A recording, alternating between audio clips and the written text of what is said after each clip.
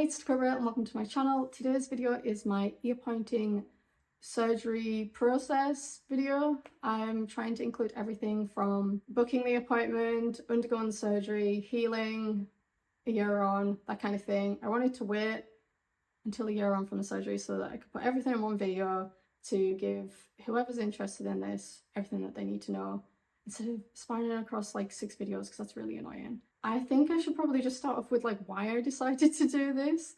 I think this is a question that I get quite a lot, especially from people that I suppose aren't really interested in the body modification community. So first off, I didn't even know that this was a thing. When I first stumbled upon ear pointing, I was maybe about 14, 15. I'd seen a picture online. I'm 26 now, so a good few years ago.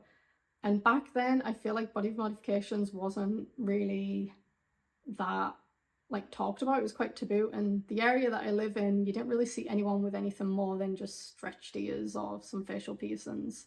So it was definitely more of a niche thing. And so when I found this picture, I questioned whether it was real or not, because I had no idea that that was even possible. Then through that, I think that's when I found out like information about different people who do this body modification. And from that point on, I was like, I have to get this done. I don't know when I'm going to get this done. I don't know how I'm going to get this done, but I need to get this done. This feels really important to me.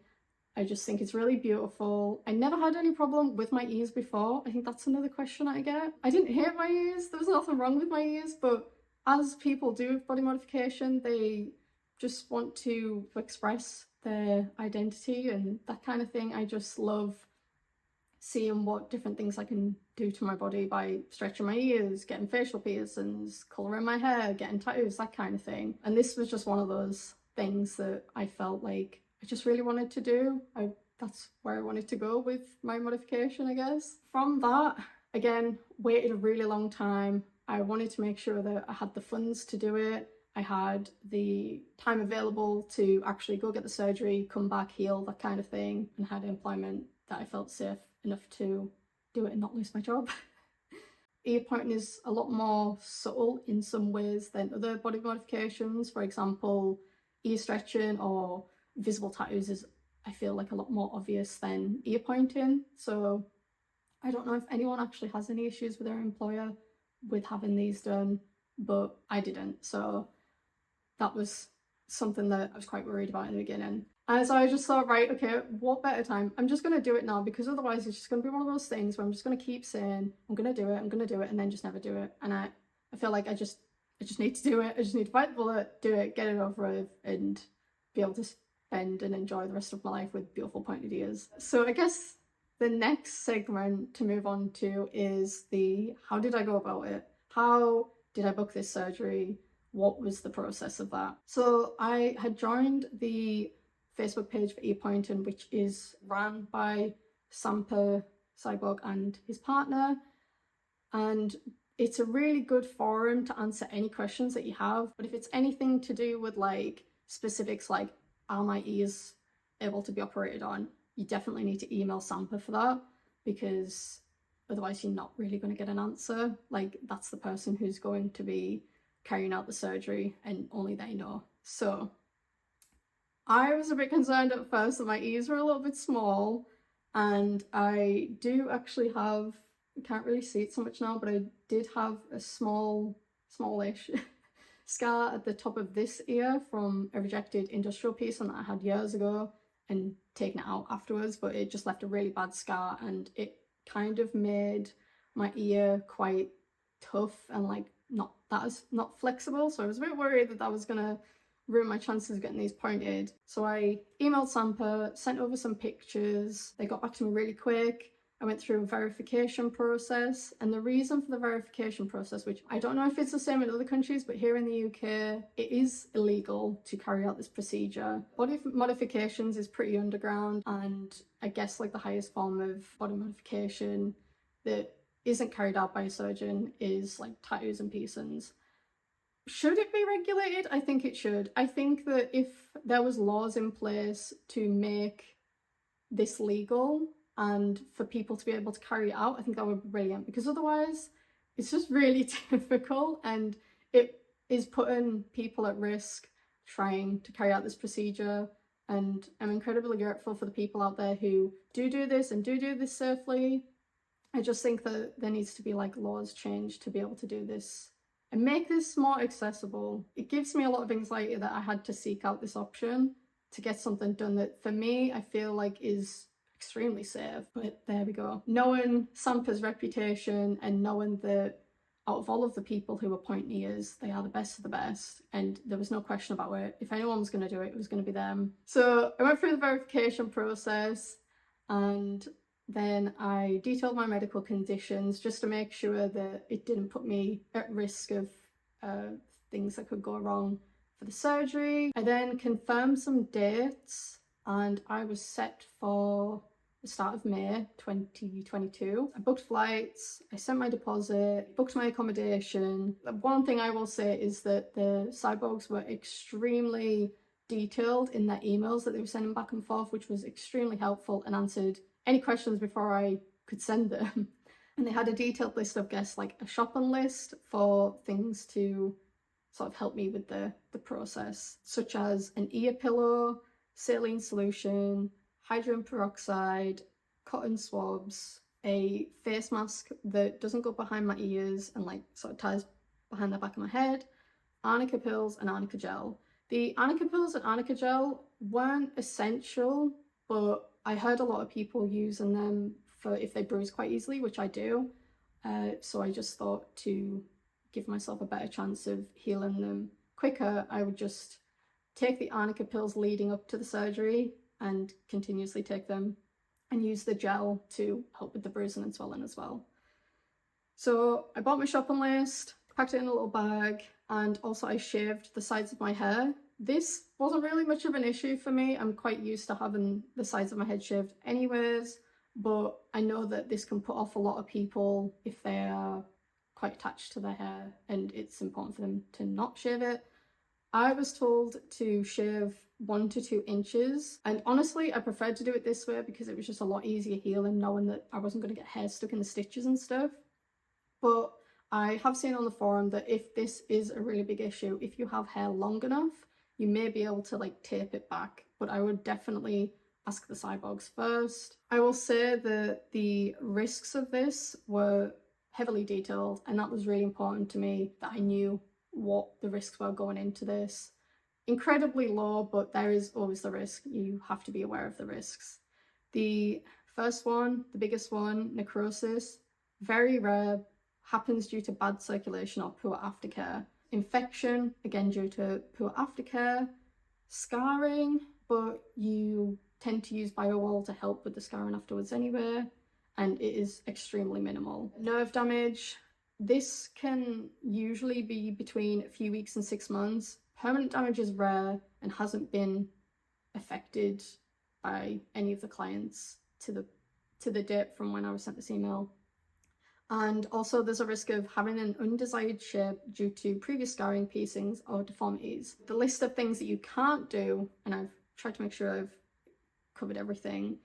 You can't have any cartilage piercings around the pointed area. You must take out any you have, and you can't have any new ones. I did actually have like an upper cartilage piercing, and I was more than happy to take it out because I was like, well, it doesn't really bother me that much.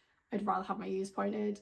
So Samppa says to take it out as soon as you decide to get your ears pointed. So it has time to heal and it doesn't get in the way of like the surgery and that kind of thing. Again, you must have your hair shaved around your ears to avoid hair getting in stitches, but again, if this is a real big issue, email the cyborgs, you might be able to work something out. You can't smoke nicotine for a month before the procedure and until 2 weeks after the surgery. I think this is to do with like blood circulation and stuff. I don't smoke, so that wasn't an issue for me. You can't have caffeine 48 hours before the procedure and up to 4 days after. You can't drink alcohol for a week, ideally 2.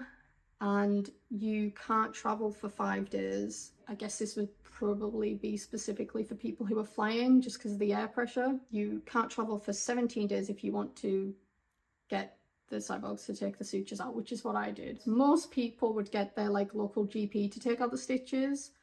I don't trust my local GP, honestly, and I was really scared to go and get this procedure and then come back and then my ears getting bent about and just manhandled. I just didn't want to risk that, so I just thought best to just get the surgeon to take them out. That was non-negotiable for me. You've got to keep out the sun and strong winds. Obviously you don't want to get sunburn on your ears, and the strong winds, I guess it would be more painful than it would be damage, but that's good to know. No swimming or exercise for 3 weeks. You can't wear earbuds for 3 weeks, and no overhead earphones for at least a year. I've also heard on the forum that a lot of people have complained that even years after they struggle to wear over-the-head earphones, and that they've opted for ones that go around the ears rather than like sitting on the ears. You can't sleep on your ears for at least a year, and you must use a donut pillow. And you can't wear face masks or glasses leaning on the arch of your ears. And do not dye your hair for at least 6 weeks after the procedure. 2 of the questions I had was, does it affect your hearing? No, does not. I've not noticed it affect my hearing at all. And other people on the forum have also said that they've not noticed a difference. And can you tattoo them once they're healed? I don't plan to, but I've heard in the forum that you can. I think I've covered everything there. Let's get into the procedure. It's a little bit blurry. I don't have great memory, so I'm just having to go off my notes that I kept. But I was staying in Valencia, and I think I got there on like the 30th of April or 1st of May. I can't remember. It was around that time. It was the start of the month. And I got to Valencia, stayed the night, woke up the next morning fresh, and got the train from Valencia to, oh my gosh, I can't remember. It was like the local town where the cyborgs are based. When I got there, I then had to get a taxi that the cyborgs sent to collect me to where they lived, which was, I think, like 20 minutes to half an hour out of that local train station that I was at. And I have really bad travel anxiety. I don't travel well. I do think I have quite intense social anxiety too. And so having to travel on my own per the request of the cyborgs, because obviously, again, going back to what I previously said, this is an underground thing and they need to protect sort of what they do, because there's been people that have gone to do like sting operations to close this stuff down. So their request was that I come alone. I rarely go anywhere without my partner, so this shot my anxiety through the roof. It was really intense. And because of this, I couldn't find the taxi that had been sent to me, because there was like a long row of taxis outside the station. And for some reason, despite me trying to set up my phone to get like data coverage and all that kind of thing, I couldn't contact the cyborgs to let them know, to ask them questions, to even get Google Translate on my phone. And I ended up missing the taxi that was sent for me, and it was a whole thing. I had to then go to like a local bank to get Wi-Fi to be able to get in touch with the cyborgs, which were obviously frustrated because they've been trying to contact me, and it was a whole mess, and it was incredibly stressful. And honestly, I didn't think I was going to get pointed that day. I thought I was going to have to like come back another day, so I was really, really worried. But eventually I managed to get through to them, sent another taxi, got there, all worked up and really like stressed out. But the cyborgs were so nice. They sat me down, and Samppa went through all of the risks beforehand, explained the procedure, what to expect, healing, all of the important stuff, and made sure I was comfortable and ready to proceed, which was really nice considering how stressful again that it was, to be able to just like, I felt so safe and comforted knowing that I was going to be looked after and cared for. So I guess the procedure itself, it's really hard to explain because obviously I couldn't see what was going on, but where they were carrying out the procedure, it was in a clean, sterile space. Kind of looked a little bit like a tattoo studio, but obviously it was just like their professional space. They cleared my ears, took out my jewelry, and then got me ready to operate. They operated on my right ear first, I think because this one was a lot easier to operate on because I didn't have the scarring. What I could sense was that the sort of edge of the cartilage was being cut in 2 parts, and the flat cartilage area was cut into a pointing shape. that's what I feel like happened. And then obviously the two outer edges of the cartilage were sewn closed to create the point. You'll be able to see in the pictures of where the stitches are. That can maybe make more sense of what I'm trying to explain here. There was no pain at all. All I could hear was like the scraping and cutting sounds, which was quite interesting and a bit of a weird experience. And when they were doing the stitches, it almost sounded like pulling up a tent zip. It was really weird, but quite funny. And throughout the whole procedure, they constantly kept checking in with me if I was okay, which was really nice. And I think it took about 2 hours. And then once they'd finished stitching me up, make sure I wasn't like bleeding out or anything, and just like pinching to make sure I had like good blood circulation, they then took some photos and then ordered me a taxi, and I was on my way back to the train station. So the whole time my partner was waiting for me, God bless him. And so then we literally got straight back on the train, back to Valencia, got some food, and I think I was just that exhausted I went to bed. Honestly, it was a bit of a full-on day. And then the next day, because you can't get both of the ears done in the same day because it takes so long, and also just to make sure it heals, there's like nothing that goes wrong, make sure it goes well and stuff. So the next day I went and got my lip piercing scars removed and my left ear pointed. I'll do another video on the lip piercing scar removal because I feel like if anyone wants to watch that, then they don't have to sit through this, which is probably going to be like an hour long. So if you want to see that, when I eventually make it, I'll like link it up somewhere. So yeah, I went and got them removed first, and then my left ear pointed. There was no pain until like the very last stitch, and it just felt like I was getting pierced because it was just like the needle. That took about roughly between 2 and 3 hours, I think, for my scars and my ear. I think this one had a bit more of an issue because of my previous scarring. I think it made the ear quite tough to work with, and so you'll see that it's not as like an obvious point as the first ear. And so I preempted that, and you know, they're not twins, they're sisters. Nothing seems to be symmetrical in anyone's body, so I'm totally okay with that. Yeah, so after that, I got my train back to Valencia. When I got on the train, the top of my ear started bleeding. I think it was potentially because I started to eat something. It just like created a bit of pressure and a bit of movement, so I just held a cotton pad on it until I got back to my hotel. And then they both bruised for a few days. I kept taking the arnica pills, rubbing arnica gel on them, and just followed the cleaning advice that I'd been given.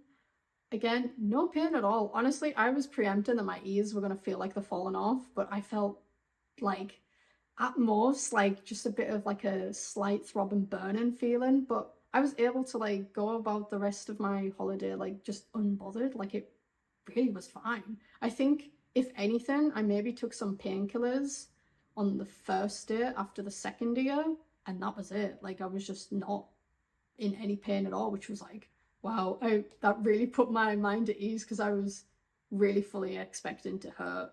So that was a nice surprise. You are supposed to shower the same day that you get your ears pointed to boost the blood circulation, blood flow, and also to like loosen any blood scabs that you have. I was told that you can wash your hair the same day, but I didn't want to because I didn't want to risk getting like shampoo and conditioner in my ears. So, and because I had dreadlocks in, I kind of bought myself a bit of time and honestly didn't wash my hair until I got home. So, which is probably really gross, but I justified it because I was like, I do not want to try and wash dreadlocks when they're still healing and all that kind of stuff.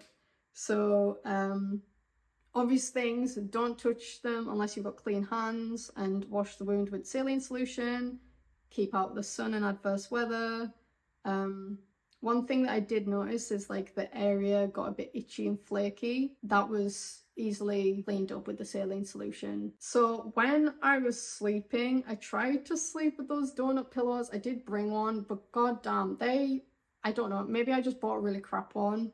It was one of those like inflatable ones off Amazon. I could not sleep on it. I didn't get any sleep. What I decided to then do was like, because I am a chronic side sleeper, I cannot sleep on my back. I would just like lay on my pillow, kind of cocooning my ear. And because I'm not a deep sleeper, if I made any movements, then I would like wake myself up, but I never found myself sleeping on my ears. It's just become a bit of a muscle memory now. Like I've just been so used to it. So that's something that's never bothered me. As long as you're aware that you're not sleeping on your ears, I guess you could make something up yourself. I've seen people use those like U-shaped travel pillows. It's just whatever works for you. All it is to just make sure you're not sleeping on your ears. So after that, my healing process, honestly, walk in the park, no pain. This is where it gets tricky. After like, I think it was about like 5 days a week after getting my second ear pointed, I got the worst food poisoning I've ever experienced in my life. I have never been so ill. And I don't know if that's because like my body was just already preoccupied with like healing my ears and my face. But we went to this restaurant a few days prior, ordered gluten-free food. It was fine. It was one of those ones where you could see into the kitchen. So I was like, it's safe. 2 days after that, I was like, I'm feeling a bit run down, just feeling a little bit tired because we've been on holiday and we've been like doing all the sightseeing around Valencia, and obviously my ears are healing, so I'm just a bit exhausted. Do you mind going and getting takeout from that place? Big mistake. Went and got the exact thing that I ordered, and I know that my partner is like super on it for like gluten-free stuff, so there was no mistake there. I eat the food, and honestly, I think within like an hour, it was non-stop, just on the toilet, both ends. I was green in the face, I couldn't sleep. It was just every half hour to the toilet. I was so unwell, I could barely walk, and I was like getting to the point where I was like, I think I might actually have to go to the hospital because I feel like I'm gonna die.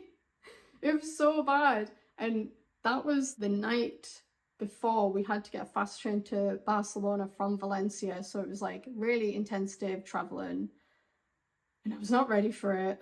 So I had to get up with no sleep. We had to get into a taxi, ended up throwing up in the taxi, just water, because that's all I could stomach. Get to Barcelona, and we only had a few days there, so it just spoiled the whole trip of Barcelona because I was just so unwell. And then from that, we then moved on to Tarragona. I'll just skim over this a little bit because I've already done like a really, I guess, extensive vlog of the whole trip, so that can maybe help piece it together if you're interested in any of that. But there was a lot of travel in between is what I'm trying to say. And so during that time, being incredibly ill, it meant it was difficult for me to do most things.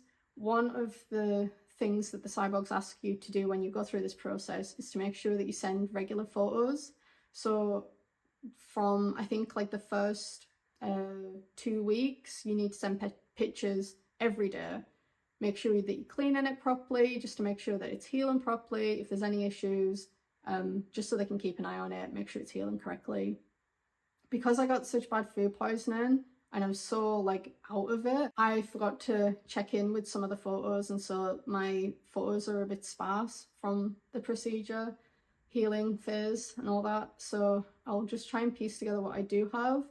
But the ears were the least of my worries. They healed so nicely. I had no problems, and it was a walk in the park.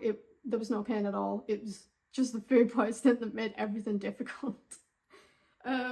But moving on from my horrendous food poisoning, because that's not what we're here for. After 17 days post-surgery for my second ear, I went back to have the stitches removed, and didn't take long at all. It was maybe 45 minutes, an hour. It was a little bit uncomfortable because it was the first time my ears had like been properly touched or moved, but it was more of like a warm pressure feeling, and it went away once the stitches had been removed because it was like a little bit of like a release of the pressure, because obviously my ears had been swollen and compressed within these stitches. And I think the next day we flew back home.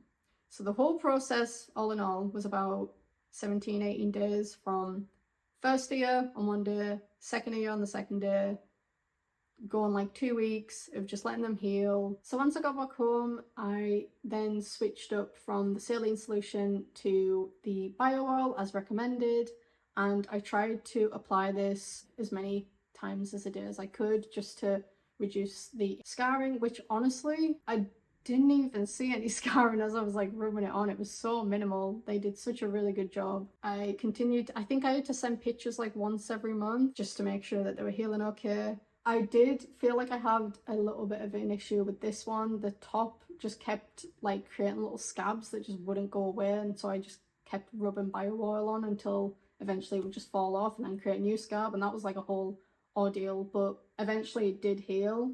I just have like this weird little like white top that, again, it's my own fault for getting that piece on when I was younger, because it's definitely impacted the outcome of this ear.